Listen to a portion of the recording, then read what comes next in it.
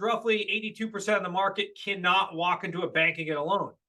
It's like 75% of Americans have a 650 credit score or less. So that like automatically takes out like 75 people in order to get decent bank rates. Now you have all these people that want to be homeowners, but they can't.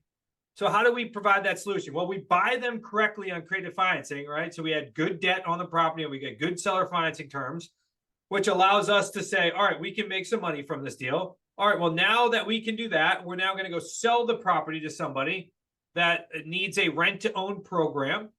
We then collect our first payday, which is a non-refundable deposit. So that's anywhere from 3 to 10% of a elevated purchase price. So that means I sell it day one, I get a nice large non-refundable deposit. That's how you pull some equity off the table. That's how you risk averse. So they give you that money. Then payday 2 now is the monthly cash flow, right? That's what majority of people stick with in real estate. They want cash flow. Yep. And this is the most passive way for cash flow because, outside of notes, because I'm not, I'm not being their landlord. They're a buyer. They just need time to qualify for a bank loan. So they take over any and all responsibilities. They're just paying me the money every month, and I'm making sure that if there's any debt on the property is being paid. That's your payday 2. Then your payday 3 is eventually this buyer is going to go qualify for that bank loan.